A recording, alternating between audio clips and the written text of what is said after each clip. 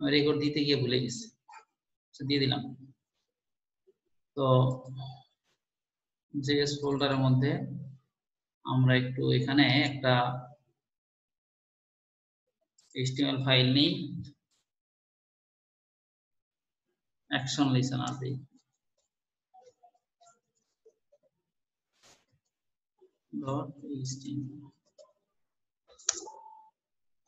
তারপর হচ্ছে আর একটা ইন্ডেক্স ফাইল নেই, ইন্ডেক্স ফাইল অলরেডি আমার আছে, আমি index2 নামে একটা ফাইল নেই, জেএস ফাইল index2.js index2.js আর কি অ্যাকশন লিসেনার আমি দিলাম। তো এটাতে আমি এই জিনিসগুলো কপি করে নিয়ে আসি, এখানে তেমন কোনো কাজ নাই। এখানে আমি 3টা বাটন নিব বা 4টা বাটন নিব বা 2টা বাটন নিব, এই বাটন নিয়ে আমি তারপরে কাজ করব। তারপর আমি এখানে আমার এখানে বাটন আছেই, আমি বাটনগুলা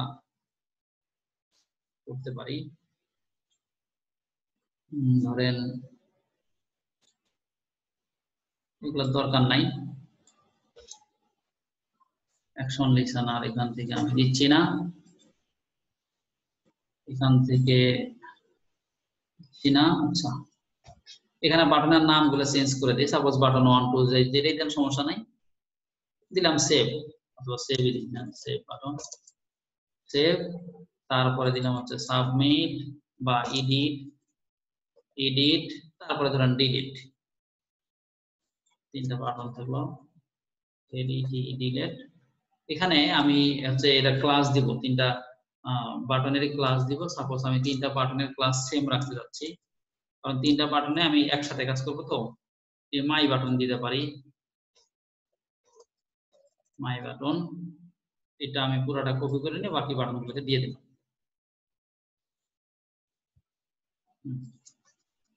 ওকে, তারপর হচ্ছে আমি একটা HTML ট্যাগ নিতে নেই, কাজ আছে আমার। HTML ট্যাগের মধ্যে আমি অ্যাকশন হওয়ার পরে যা হবে সেই জিনিসটা দেখাবো। h1 ট্যাগ নেই,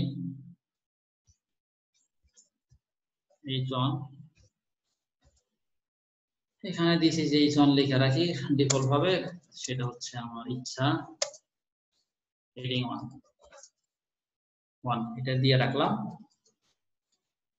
পরে আমার এখানে একটু ভুল আছে, কারণ index2.js দিতে হবে। হ্যাঁ, লিঙ্কটা index2.js দিতে হবে। তাহলে index2.js আমি চলে যাই, index2.js এ গেলাম। index2.js এ গিয়ে আমাকে প্রথমে হচ্ছে এটাকে একটু এই বাটনটাকে ফাইন্ড করে নিতে হবে। তারপর একটা অ্যাকশন লিসেনার আমি দিব, অ্যাকশন লিসেনার হচ্ছে আমার একটা ফাংশন, সেই ফাংশনটাকে ব্যবহার করব। তো এখানে আমি হচ্ছে প্রথমে দিব হচ্ছে ডকুমেন্ট ডট, আগে ফাইন্ড করে নিতে হবে document dot select query selector all দিয়ে করা যায়, কুয়েরি সিলেক্টর অল আছে। হ্যাঁ, আমি যদি এট এ টাইমে অনেকগুলা ট্যাগ কে নিতে চাই, এখানে দেখেন আমার এখানে 3টা ট্যাগ আছে, সরি হ্যাঁ 3টা বাটন আছে, 3টা ট্যাগ যদি আমি নিতে চাই বা একাধিক ট্যাগ যদি আমি নিতে চাই, সেই ক্ষেত্রে এই সিলেক্ট কুয়েরি অল মানে কুয়েরি সিলেক্টর অল দিয়ে নিতে হয়। কুয়েরি সিলেক্টর অল এর মধ্যে হচ্ছে ওই যে আমি একটা ক্লাসের নাম দিয়েছি, এইজন্য আমি ক্লাসের নাম সেম দিয়ে রাখছিলাম, বাটনের ক্লাসের নাম সেম দিয়ে রাখছিলাম। আর ক্লাস যেহেতু এই জন্য আমাকে মাই বাটন এটা হচ্ছে ডট দিয়ে দিতে হচ্ছে। এরপরে যেহেতু একাধিক ট্যাগ, সেক্ষেত্রে আমাকে পজিশনটা বলে দিতে হবে, পজিশন হচ্ছে 0, প্রথমটার পজিশন হচ্ছে 0। তো এরপরে আমি একটা ফাংশন দিব add event listener dot add event listener. এখানে গিয়ে হচ্ছে আমরা এর মধ্যে দিয়ে দিব হচ্ছে ক্লিক, মানে মাউসে ক্লিক করলে একটা ঘটনা ঘটবে।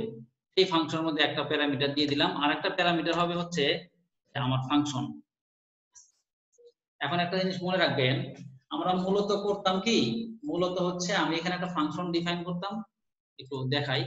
এটা ফাংশন যেহেতু আগেই দেখেছেন, এই জন্যই আশা করি বুঝবেন। ফাংশন ধরেন অ্যাড অথবা যে কোনো একটা ফাংশনের নাম দিতেই পারি আমরা, দিয়ে তারপরে আমরা নরমালি কি করি, নরমালি ধরেন এখানে একটা ক্যালকুলেশন করলাম, ক্যালকুলেশন করে যদি কোনো কল করার দরকার হয় তখন আমরা কি করি, এই ফাংশনটাকে কল করে আমরা সেখানে দেই।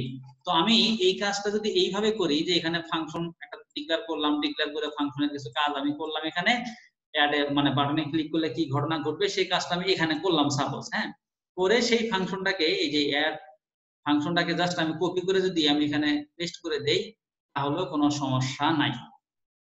মানে ক্লিক করলে এই ফাংশনটা কাজ করবে। এর মধ্যে আমি বললাম যে যখন বাটনে ক্লিক করবে তখন একটা লেখা দেখাবে, তার মানে কি ক্লিক করলে ফাংশনের মধ্যে চলে আসবে এই ফাংশন কল করার কারণে। তো আমি যদি এটাও দেই সেটাও দেওয়া যাবে ফাংশন ধরে। তো এটা না দিয়ে আমি যে এখানে এখন দিচ্ছি যে ফাংশন, এখানে কোনো ফাংশন ডিক্লেয়ার করলাম না, না ডিক্লেয়ার করে শুধু ফাংশন লিখলাম, আমি এখানে শুধু ফাংশন লিখলাম, শুধু ফাংশন লিখে আমি দিয়ে দিলাম। এই ধরনের ফাংশনটাকে বলা হয় হচ্ছে অ্যানোনিমাস ফাংশন। অ্যানোনিমাস ফাংশন মানে হচ্ছে নাম ছাড়া ফাংশন, ওই ফাংশনের কোনো নাম নাই, ঠিক আছে, একসাথে আমি এই কাজটা করে দিতে পারবো। আচ্ছা, এখানে আমার একটা জিনিস ফার্স্ট ব্র্যাকেট শুরু শেষ আছে, এই যে শুরু সিলেক্টর অল, এই যে এটা শুরু আছে, আমি শেষটা আমাকে এই যে এখানে দিতে হবে, শেষ হচ্ছে এটা মূলত। অথবা এইভাবে যদি আরো না বোঝেন তাহলে আমি আবার একটু বলে দিই। এটা হচ্ছে যে কোয়েরি সিলেক্টর দিয়ে আমি কোয়েরি করে নিলাম, তারপরে অ্যাড অ্যাকশন লিসেনার এটা আমাকে দিতে হবে, এটা দেওয়ার পরে আমাকে এখানে ফার্স্ট ব্র্যাকেট শুরু শেষ দিতে হবে। এই ফার্স্ট ব্র্যাকেটের মধ্যে এসে ফার্স্ট ব্র্যাকেট শুরু শেষ দিয়ে এই ফার্স্ট ব্র্যাকেটের মধ্যে হচ্ছে আমি ইয়ে দিব, কি বলে যে এখানে হচ্ছে আমার ওই ক্লিক, সরি এখানে হচ্ছে ক্লিক, এটার মধ্যে দিব হচ্ছে ক্লিক নামক যে ডটটা সেটা দিব, মানে ক্লিক করলে হবে। আর একটা প্যারামিটার হচ্ছে আপনার আর একটা প্যারামিটার হচ্ছে ফাংশন, ঠিক আছে, আর একটা প্যারামিটার হচ্ছে ফাংশন। সেই ফাংশনের ফার্স্ট ব্র্যাকেট শুরু শেষ থাকে আমরা জানি, এবং সেকেন্ড ব্র্যাকেট শুরু শেষ থাকে, কারণ আমরা এই ফাংশনের মধ্যে কাজ করব। এখন আমি যদি এরকম করি তাহলে হয়ে গেল, আর আমরা শেষে আমাদের সেমিকোলন দেওয়া হয়, এই কাজটা এইভাবে। তার মানে এই ফাংশনের এই যে add listener, add action listener, add event listener, এটা হচ্ছে একটা ফাংশনের এই ফার্স্ট ব্র্যাকেট শুরু শেষ, এই যে শুরু শেষ দেখেন লাল দাগ হয়ে যাচ্ছে।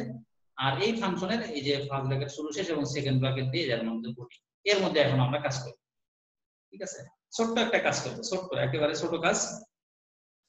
এখন আমরা বলবো যে ধরেন এই বাটনে যখন ক্লিক করবে, আমরা চাচ্ছি যে বাটনে যখন ক্লিক করবে, কোথায় গেল HTML, একটু রান করি আগে। এই বাটনে যখন ক্লিক করবে তখন একটা অ্যাকশন হবে, অ্যাকশনটা সে লিসেন করে কোন একটা ঘটনা এখানে ঘটাবে। এখানে যখন ক্লিক করবে তখন একটা ঘটনা ঘটবে, এখানে যখন ক্লিক করবে তখন একটা ঘটনা ঘটবে। এইজন্য অ্যাড অ্যাকশন লিসেনার, মানে ক্লিক করলে হবে। আমি যে বলে দিছি ফাংশনের মধ্যে অ্যাড অ্যাকশন লিসেনার মধ্যে বলে দিয়েছি যে ক্লিক, মানে তার মানে ক্লিক করলে ওই ঘটনাটা ঘটবে, ঠিক আছে।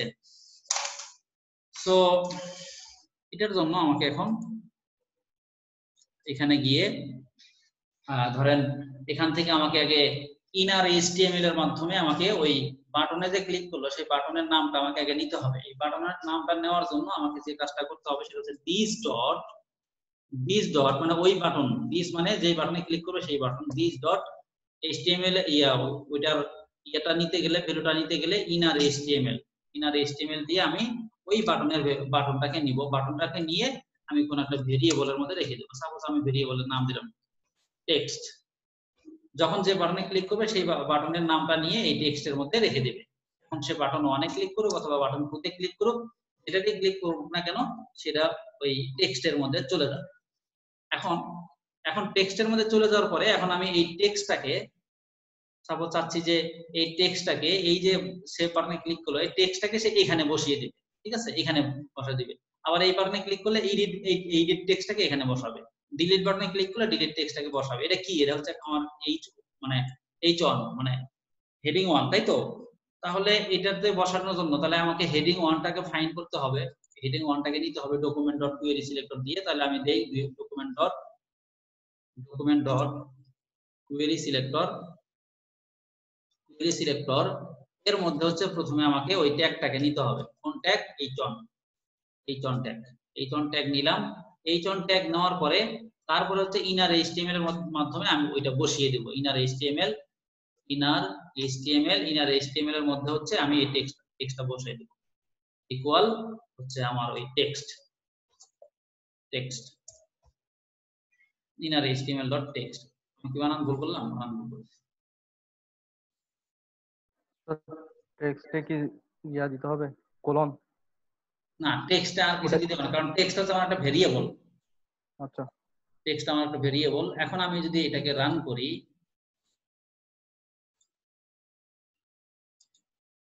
এডিট, সরি আমার এডিট আসছে না, এডিটের জন্য তো আমি দেই নাই, না এডিটের জন্য দেই নাই বলতে আমার এখানে পজিশনটা দিতে হবে, পজিশন দেই নাই।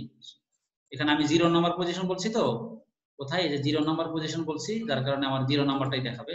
তাহলে এটার জন্য আমার আরেকবার একটু লিখতে হবে কষ্ট করে, আবার হচ্ছে কন্ট্রোল ডি দিয়ে এখানে জাস্ট 1 নাম্বার পজিশন করে দিতে হবে, আবার এটাকে দিয়ে কন্ট্রোল ডি দিয়ে আবার এটাকে ধরেন 2 নাম্বার পজিশন করে দিতে হবে। তাহলে এখন যেটাকে ক্লিক করবো সেটাই ওর মধ্যে এসে বসবে।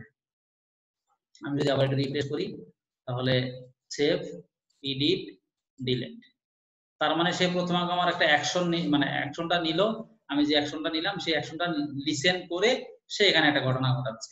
আমি যে অ্যাকশন দিচ্ছি, এখানে ক্লিক করতেছি, এটার উপর ডিপেন্ড করে সে একটা ঘটনা ঘটাচ্ছে। এইভাবে আপনারা চাইলে এখানে কোনো ইমেজ বসাতে পারবেন, কোনো হচ্ছে এই ব্যাকগ্রাউন্ডের কালার চেঞ্জ করতে পারবেন, অন্যান্য কাজগুলো আপনারা এখান থেকে এইভাবে করতে পারবেন।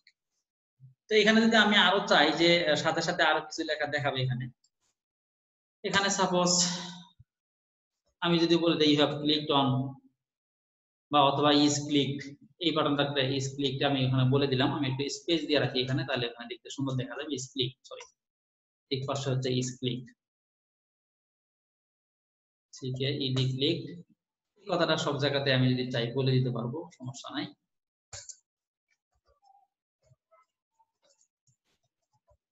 ক্লিকড এখানেও বলে দিতে পারবো ইজ। এখন যদি আবারও আমি রিফ্রেশ করি, তাহলে save is clicked, edit is clicked, আমার ওখানে স্পেস দেওয়া নাই, এই জন্য এখানে বেশি চাপা চাপা দেখা যাচ্ছে এডিটটা, এই যে এডিটটা এখানে স্পেস দিয়ে দিই, তাহলে এখান থেকে দেখা যাচ্ছে। এই কাজটা আমরা অন্যভাবেও করতে পারি, অন্যভাবে বলে পুরাটাকে আমরা একটা লুপের মধ্যে নিতে পারি, এই পুরাটা একটা লুপের মধ্যে নিয়ে এত কিছু দেওয়ার দরকার নেই, কারণ অনেকগুলো বাটন যদি থাকে তখন কি করবেন, তো সেই ক্ষেত্রে পুরাটাকে একটা লুপের মধ্যে দিয়ে জাস্ট লেন্থ বলে দিলে কাজটা হয়ে যাবে। আমি আপনাদেরকে এইভাবে দেখালাম একটু সহজভাবে বোঝানোর জন্য, আর লুপের মধ্যেও করতে পারবেন। লুপে কিভাবে কাজ করছিলাম আপনারা জানেন, এটাকে নিয়ে জাস্ট ওই লুপের লেন্থ বলে দিবেন, 2 লেন্থ বলে দিবেন, অথবা যদি লেন্থ বলে না দেন তাহলে এটারই লেন্থ বলে দিবেন, মানে 2 বলে না দিলে এটার লেন্থ বলে দেওয়া হলে যতক্ষণ পর্যন্ত শেষ না হয় ততক্ষণ পর্যন্ত সে কাজ করবে। তো লুপেরটা এখন না, আপাতত এইটা একটু করে। এখানে কারো কোনো কোশ্চেন আছে নাকি? কোশ্চেন থাকলে বলেন।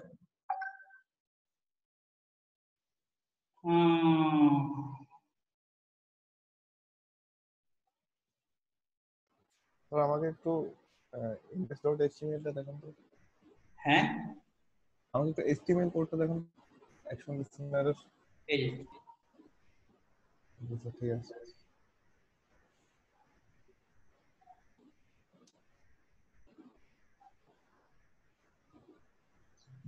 আচ্ছা, আপনারা এখন 13 জন আছেন। আচ্ছা, স্ক্রিনশট নেওয়া হয়নি।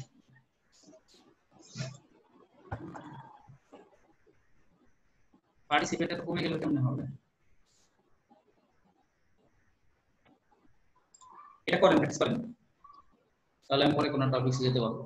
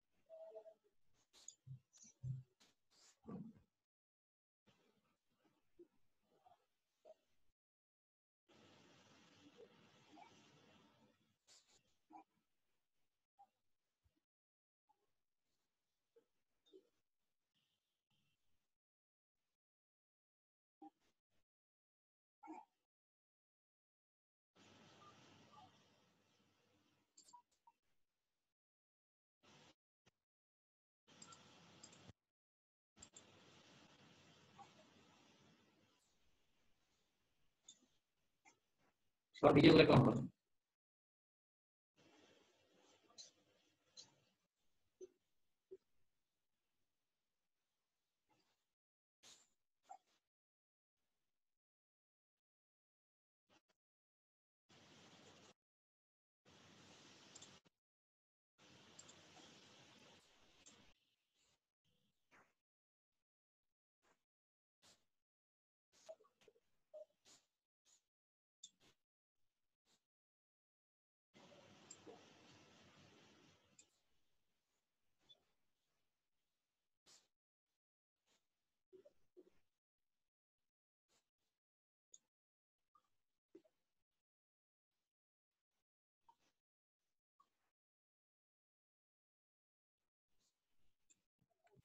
স্যার লুপ দিয়ে করছি। লুপ দিয়ে করছেন? জি স্যার। লুপ দিয়ে করছেন? লুপ দিয়ে? জি স্যার লুপ দিয়ে করছি। প্রথমে আলাদা আলাদা করছি, তারপর লুপ দিয়ে করা যায় বলছেন, সেই জন্য লুপ দিয়ে ট্রাই করছি। হ্যাঁ, লুপ দিয়ে আপনারা একটু ট্রাই করবেন। যারা কম পারেন তারা প্রথমে এটা ট্রাই করবেন, এটা করবেন, তারপরে লুপ দিয়ে করবেন। আগে বোঝার জন্য বলছি, তারপরে লুপ দিয়ে চাইলে লুপ দিয়ে করতে পারবেন।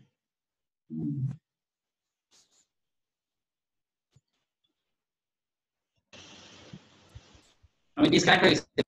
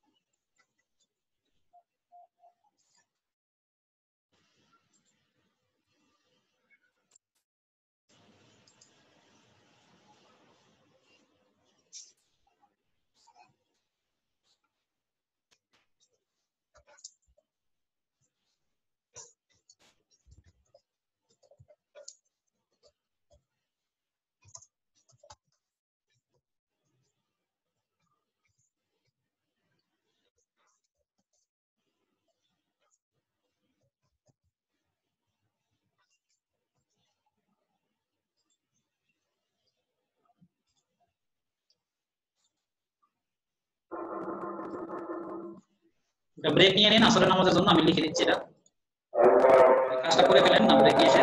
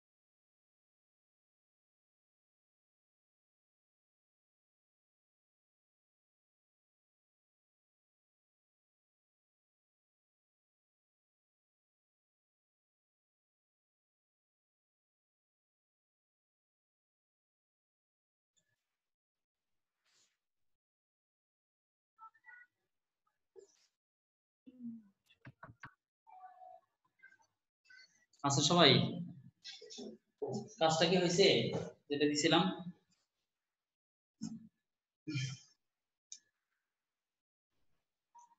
হুম, জি স্যার। আচ্ছা, তাহলে আমি পরের টপিকসে যাই এখন। নেক্সট স্যার জি বলেন।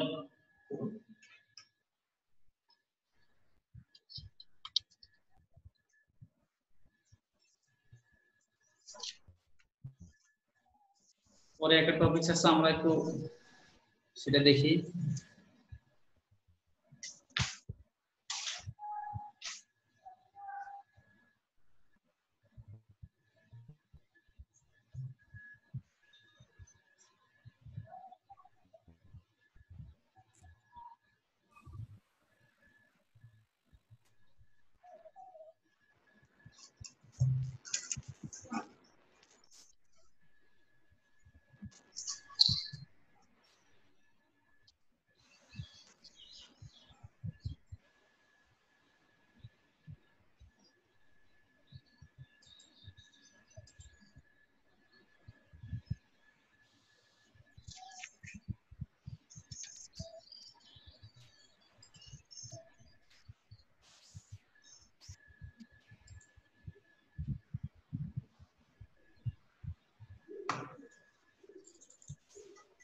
এরপরে আমরা দেখবো হচ্ছে এক্সেপশন হ্যান্ডলিং। জি বলেন। স্যার এই আজকে আর পড়াবেন নতুন কিছু? হ্যাঁ পড়াতে যাচ্ছিলাম, তো শুরু করতে যাচ্ছিলাম। স্যার বলেন। আমার একটু বাইরে যাইতে হবে, কাজ আছে ওই জন্য। আচ্ছা আচ্ছা আচ্ছা, ইমার্জেন্সি কাজ আছে। আচ্ছা স্যার, প্রেজেন্ট। জি স্যার। প্রেজেন্টটা তো দেই নাই, দিয়ে দিব। আচ্ছা স্যার, প্রেজেন্ট একটু দিয়ে দিন। দাঁড়ান দিদি, আমাদের তানজিল কি ইয়াতে ডিসকানেক্ট হয়ে গেছে নাকি? তানজিল কি ডিসকানেক্ট হয়ে গেছেন মনে হয়।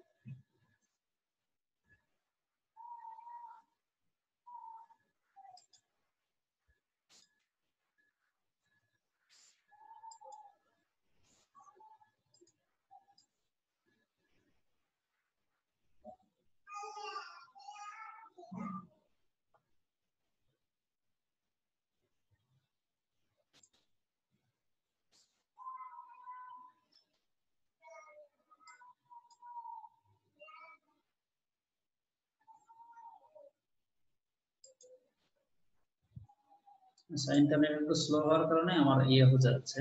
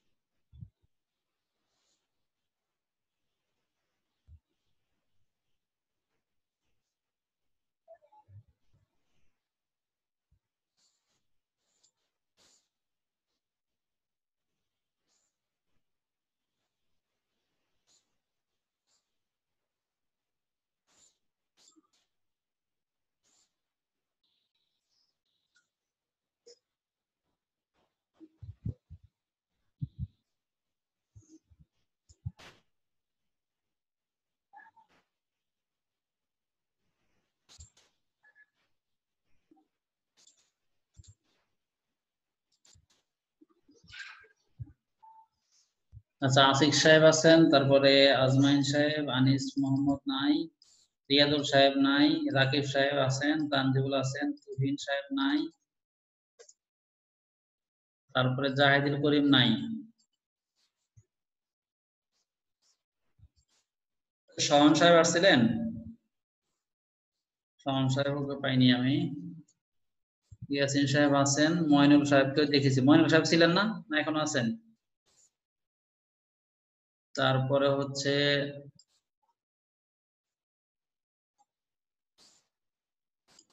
রাহাত আলমকে পাইনি,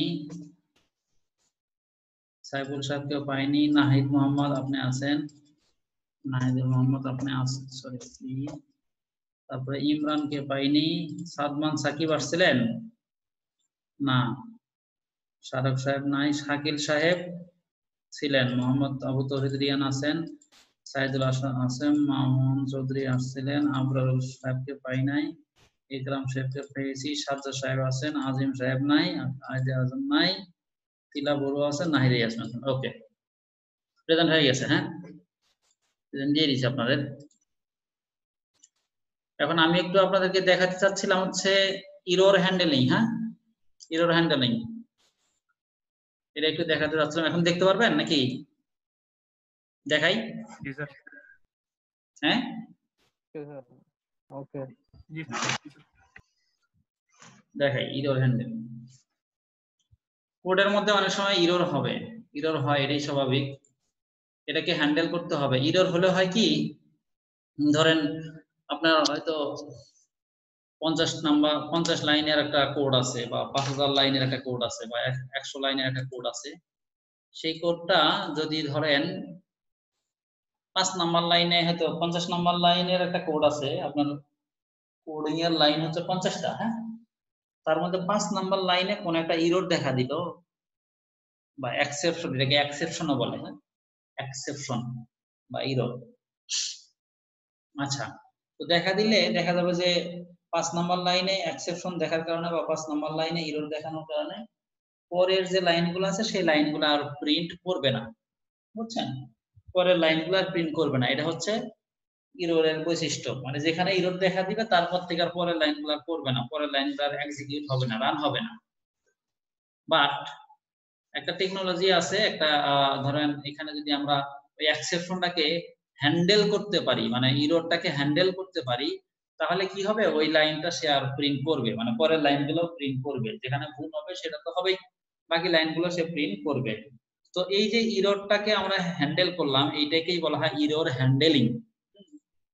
ইরর হ্যান্ডেলিং, এই ইরর হ্যান্ডেলিং করার জন্য কিছু কিওয়ার্ড আছে, সেগুলোকে ব্যবহার করা হয়। সেটা হচ্ছে, একটা হচ্ছে ট্রাই ক্যাচ, ট্রাই এবং ক্যাচ, আর হচ্ছে ফাইনালি, তারপরে হচ্ছে থ্রো, থ্রোজ ইত্যাদি। তো আমরা একটা নরমাল একটা কোড দেখি, আগে একটা কোড দেখি, আমরা একটা এক্সেপশন দিয়ে রাখি বা একটা ফাইল লিখি HTML এর। ধরেন ইরর হ্যান্ডেলিং লিখি, error handling HTML error handling.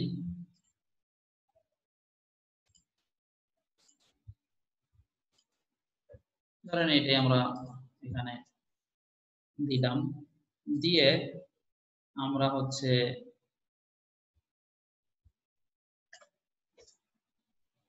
এখানে এর ভিতরেই কোড করি, এর ভিতরেই কোড করি।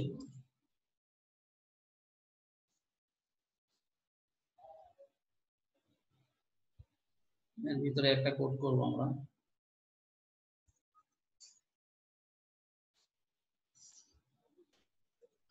ধরেন একটা কোড করি হচ্ছে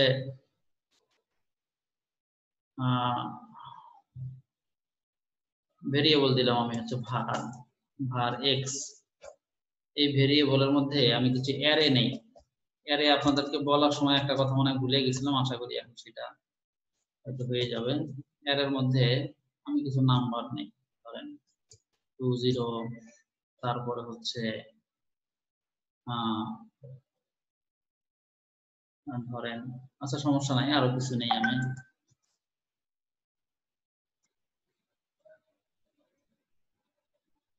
আচ্ছা, তারপরে হচ্ছে ধরেন 25 নিলাম, তারপরে হচ্ছে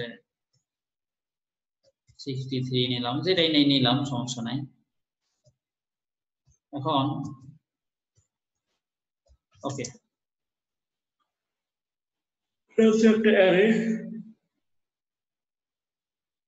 ঠিক আছে। তাহলে আমি ভেরিয়েবল ডিক্লেয়ার করলাম, ভেরিয়েবল ডিক্লেয়ার করে আমি একটা অ্যারে ডিফাইন করলাম। এখন যদি এটাকে ডকুমেন্ট ডট রাইট করি তাহলে কি হবে?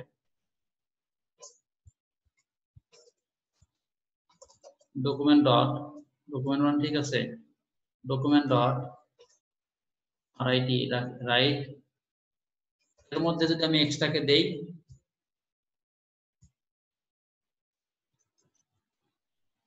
ডকুমেন্ট ডট রাইট, এর মধ্যে এক্স কে দিলে কি হবে? এই এলিমেন্টগুলো চলে আসলো, এই তো। এখন আমি ধরেন একটা কাজ করি, যে এখানে এসে আমি আরেকটা ডকুমেন্ট ডট দেই,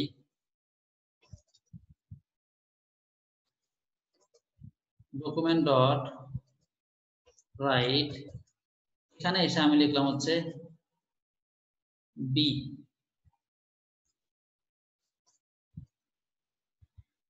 ঠিক আছে, এখানে আমি বি লিখলাম।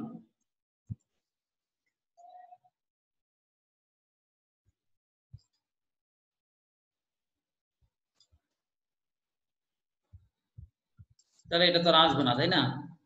এখন এটা যদি আমরা ইয়েতে যাই, ধরেন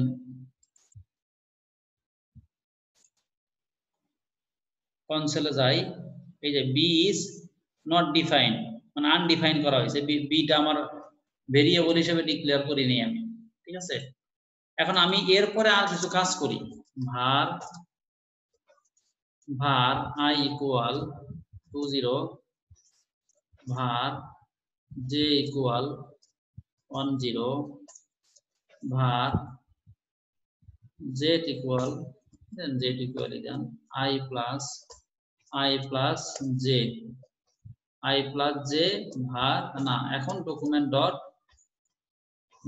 dot right, document dot right এর মধ্যে হচ্ছে আমি জেডটাকে প্রিন্ট করি।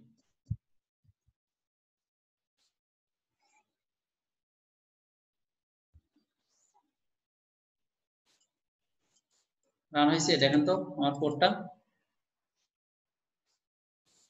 এটার আউটপুটটা আসছে।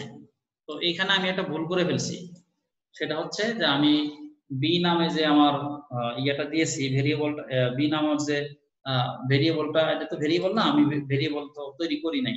আমি বি কে কল করেছি, আসলে বি নামে কোনো ভেরিয়েবল আমি তৈরি করি নাই, সরাসরি কল করেছি যে আনডিফাইন্ড। তো এরপর থেকে এখানে তো আমার কোনো ভুল নাই। আচ্ছা ঠিক আছে, আমি কোডটা তুলে দিলাম, এই লাইনটা তুলে দিলাম। এখন একটু দেখি, এখানে একটা ইয়া দিই, আমি ব্রেক দিই, তাহলে বোঝা যাবে আরো। তাহলে ওর সাথে লেগে গেছে তো বুঝতে কষ্ট হয়ে যাবে আপনাদের। আর দিলাম।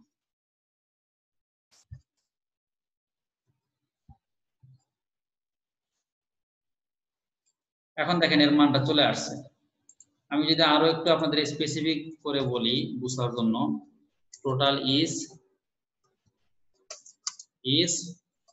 এখানে একটা প্লাস চিহ্ন দিলাম, তাহলে আরো ভালোভাবে বুঝতে পারবেন। দেখেন এর আউটপুটটা চলে আসছে, টোটাল ইজ 30 চলে আসছে।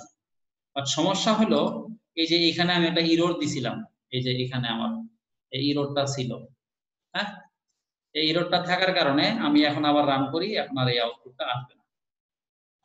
ঠিক আছে, তার মানে এটা একটা ইরর।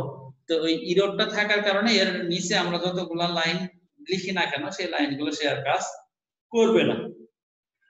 ঠিক আছে, এই লাইনের কাজ করবে না। তো এই ইররটাকে হ্যান্ডেল করা, এটাই হচ্ছে ইরর হ্যান্ডেলিং। এই ইরর হ্যান্ডেলিং এর জন্য আমাদেরকে ট্রাই এবং ক্যাচ লিখতে হয়। ট্রাই কোথায় লিখতে হয়?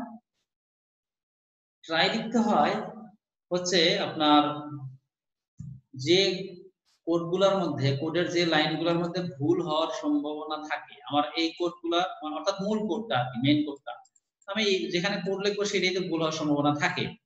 ঠিক আছে, সবসময় আমি বুঝতে পারবো তা না, থাকতেই পারে। তো সেই কোডটাকে আমার লিখতে হবে হচ্ছে ট্রাই ব্লকের মধ্যে। এখানে ট্রাই ব্লক থাকে আর ক্যাচ ব্লক থাকে। ওই ট্রাই ব্লকের মধ্যে ওই ইয়াটা লিখতে হয়। তাহলে আমি এটাকে কাট করে ট্রাই এই ব্লকের মধ্যে আমি লিখবো, সেকেন্ড ব্র্যাকেট শুরু শেষ দিতে হয়, দিয়ে হচ্ছে আমি এই কোডটাকে পেস্ট করে দিলাম। তাহলে আমার এখানে ভুল হওয়ার সম্ভাবনা আছে, এটা আমি ট্রাই ব্লকের মধ্যে লিখে দিলাম। এরপরে এই ট্রাইটাকে যদি কোনো মানে এই ট্রাইয়ের মধ্যে কোনো ভুল হয়, এটাকে আবার ক্যাশের মাধ্যমে বোঝা যায়, মানে ক্যাশের মাধ্যমে মেসেজ দেওয়া যায়। সেটা করার জন্য ক্যাচ একটা কিওয়ার্ড লিখতে হয়, ক্যাচ ব্লক, CATCH ক্যাচ। এটার মধ্যে হচ্ছে আগে ফার্স্ট ব্র্যাকেট দিতে হয়, দিয়ে যে কোনো একটা আমি এখানে ইরর দেই অথবা ই দেই, যে কোনো একটা আমি এখানে কিছু লিখতে পারবো। লিখে এখন আমি যদি এখানে চাই যে একটা অ্যালার্ট মেসেজ দিব, সেই অ্যালার্ট মেসেজটাও আমি দিতে পারবো। ধরেন আমি একটা অ্যালার্ট মেসেজ দিই, আসলে মেসেজটা আমি না দিই আপাতত, আগে রান করি, আপনাদেরকে দেখাই আগে। এখন আমি একটু দেখি, তারপরে আমার কোনো কাজ নাই, এখানে কিছুই হয় নাই। তো এখানে আমার একটা ট্রাইয়ের পরে এখানে ক্যাচ দিলাম, এখানে এসে আমার একটা মেসেজ দিতে হবে। মেসেজ দিলাম, সাপোজ আমি অ্যালার্ট মেসেজ দিলাম, অ্যালার্ট বানান ঠিক আছে, অ্যালার্ট। এখানে আমি লিখলাম হচ্ছে দেয়ার ইজ অ্যান ইরর। ধরেন ডাবল কোটেশনের মধ্যে আমি এখানে লিখলাম হচ্ছে দেয়ার ইজ অ্যান ইরর। এটা বলে আমি যদি এখন ওই যে ই যে ইয়েটা দিলাম, পাস করে দিলাম, প্যারামিটারটা দিলাম, এটাকে যদি আমি বলি ই ডট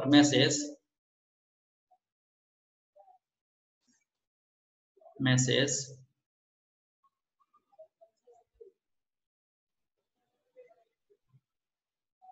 ওকে।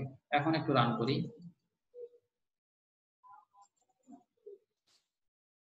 এই যে there is an error, B is not defined. দেখেন আমার এখানে বি ইজ নট ডিফাইন্ড, সেই কথাটা আমি এখানে কিন্তু আমি ইয়ে করি নাই, একটা স্পেস দিই।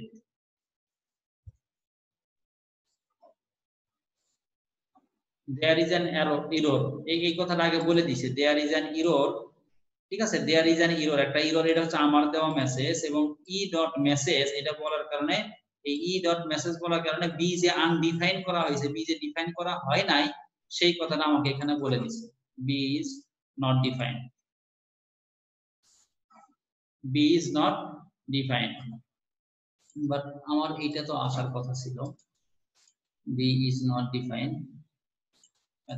এখানে ডকুমেন্ট ডট রাইট বি, হ্যাঁ বি ডিফাইন না, কিন্তু আমার এটা তো এক্সিকিউট করবে। আচ্ছা দাঁড়ান দেখি,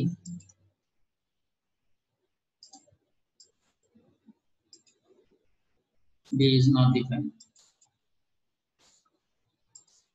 আচ্ছা 20 রাইট 20, ওকে কোডটা তো আমি দিলাম এই জন্যই যে এটাকে যেন রান করে।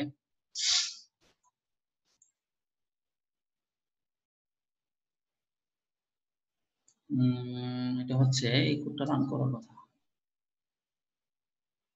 এই কোডটা নরমালি রান করার কথা। ট্রাই কেস এত এত, হ্যাঁ এটার সমস্যা নাই, এটা রান করবে। এক্সেপশন হ্যান্ডলিং এর ট্রাই, এই যে ট্রাই এর মধ্যে লিখছি, কেসের মধ্যে লিখছি, সেটা দিবে। ওকে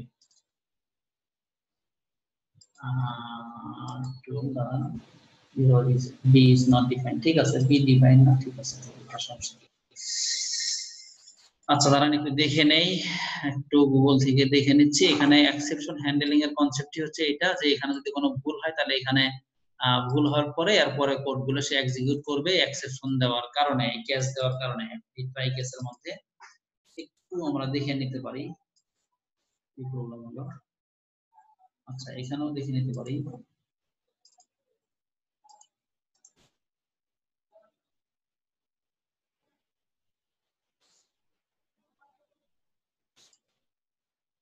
character encoding of the HTML সমস্যা না।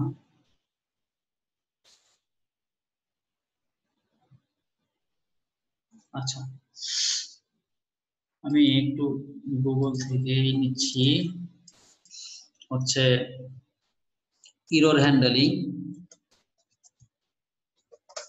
জাভাস্ক্রিপ্ট, জাভাস্ক্রিপ্ট এরর হ্যান্ডলিং, হ্যাঁ ট্রাই ক্যাচ, ঠিক আছে ট্রাই ক্যাচ মিডিয়াম, মানে মোজিলাতে যাই, ট্রাই ক্যাচ, হ্যাঁ এরর হ্যান্ডলিং উইল হ্যাপেন। আচ্ছা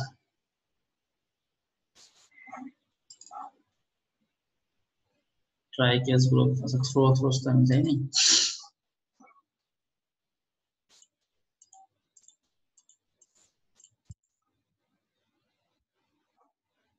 ট্রাই এর মধ্যে আমি লিখছি কেসের মধ্যে, ঠিক আছে। আচ্ছা এখানে কি বলে, এটা হচ্ছে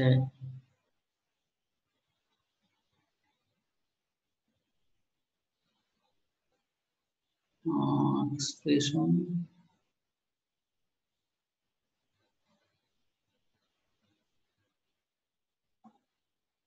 error handling.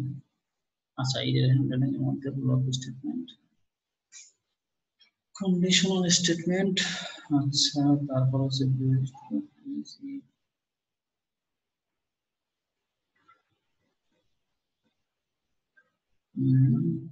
Switch case break, এগুলোর দরকার নাই। Exceptions types, exception types try case,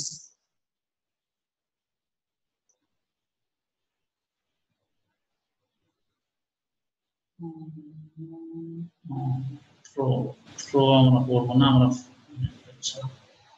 try catch. Finally তো আমি এখন যাব না, ফাইনালি পরে ডাটা।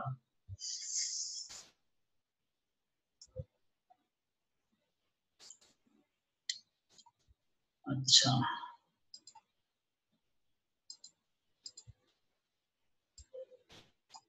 সাপোজ আমি যদি এটা এখানে রেখে এই কাজটা করে এটাকে যদি আমি নিচে দিই, আচ্ছা বলো এটা থাক,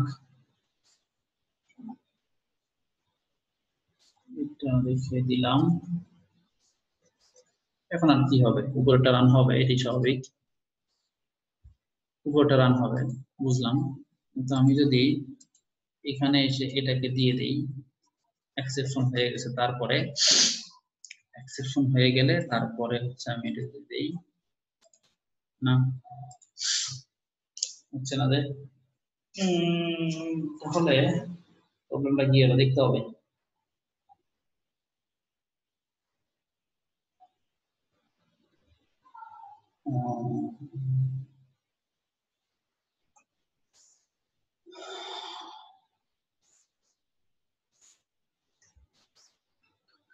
error handling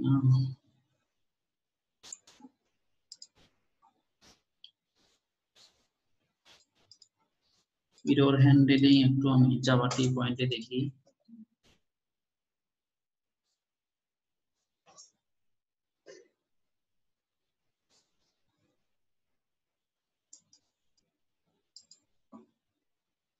সিনট্যাক্সটা ঠিকই আছে সাপোজ আমি এখানে যদি এখানে দেই আচ্ছা থ্রো এটা থ্রো দরকার নাই থ্রো মেসেজের দরকার না ওকে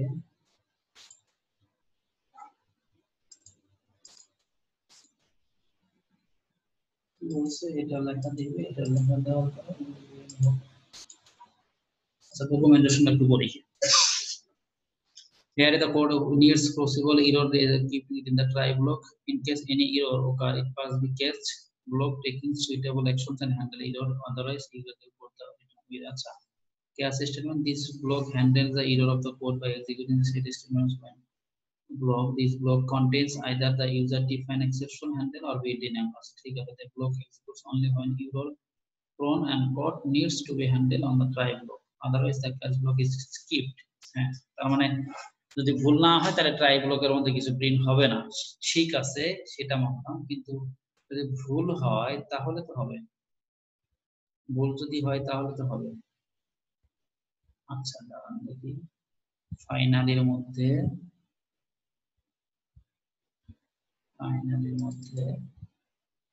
ভুল হচ্ছে কোথায় এখানে ভুল হয়েছে এটা ওকে কেন ওকে যদি হয় তাহলে ওকে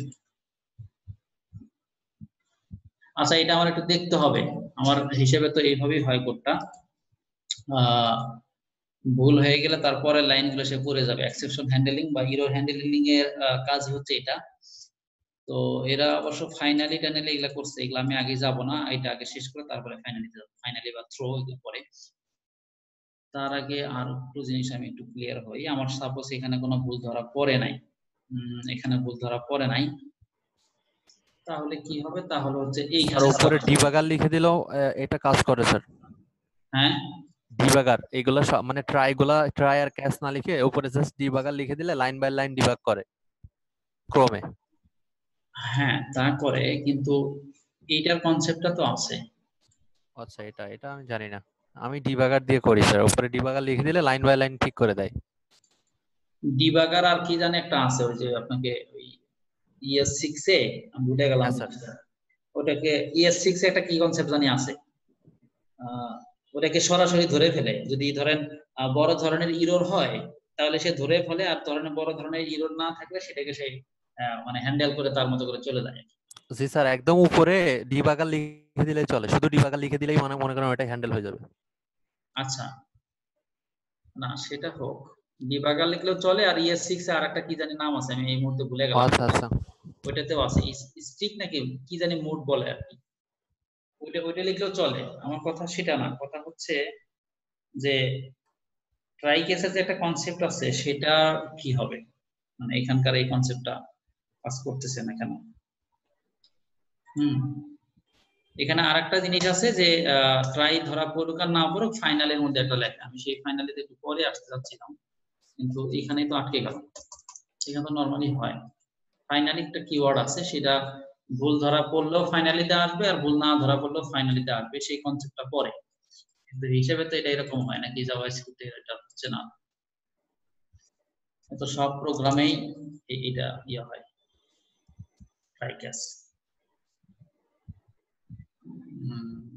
এটা আমার একটা আরো যেটা দেখতে হবে হ্যাঁ পরে ক্লাসে আমি দেখি সমস্যাটা কি হলো কথা তো এটাই যেটা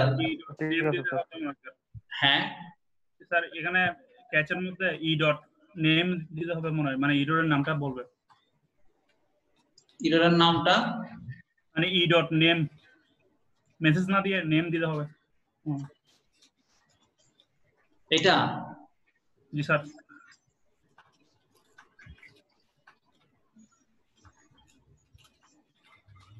আচ্ছা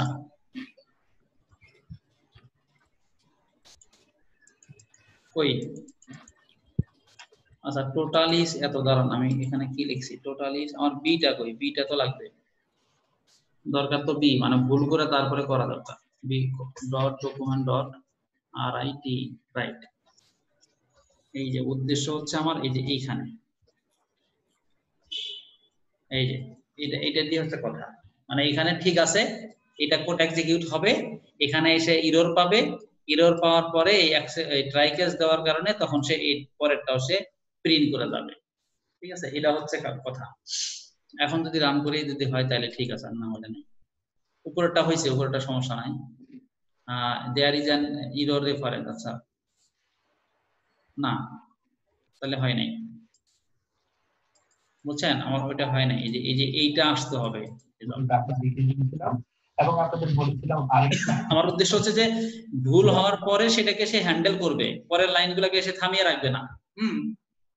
এরর হ্যান্ডলিং এর কাজই হচ্ছে এটা, বা এক্সেপশন হ্যান্ডলিং এর কাজই হচ্ছে এটা, যে যদি আপনার ভুল হয় কোনো কারণে কোনো লাইনে, তাহলে পরের লাইনগুলোকে সে প্রিন্ট করে যাবে, রান করে যাবে।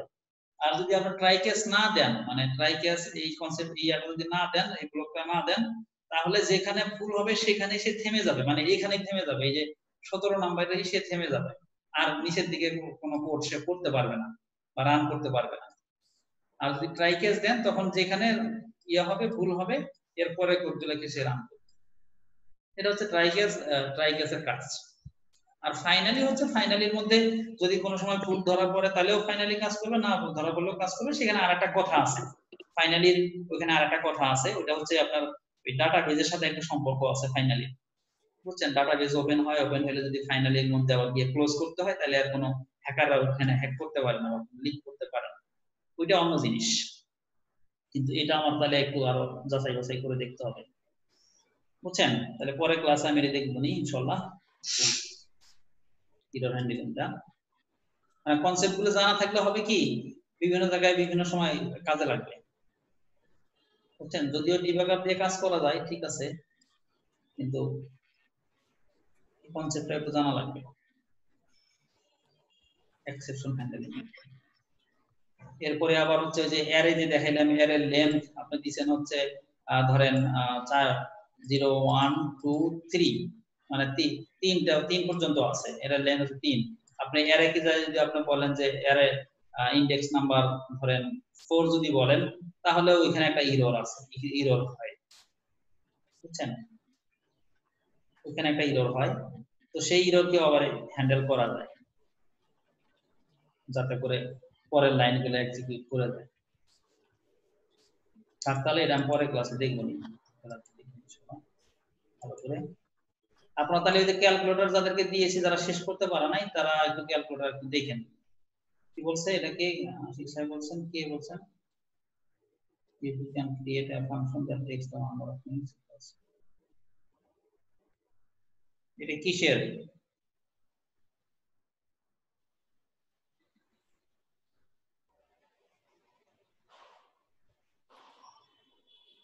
এটা কাকে বলছেন আশিক সাহেব? সবাইকে, এক্সাম্পল যারা লজিক দেখে ভয় পাইতেছেন তাদের জন্য আর কি দিলাম। ও আচ্ছা আচ্ছা আচ্ছা, বলছি। হ্যাঁ, লজিক, এগুলা লজিক্যাল কাজ যত করা যাবে তত ওই অ্যাপ্লিকেশন তৈরি করতে বা প্রোগ্রাম তৈরি করতে তত সহজ হবে।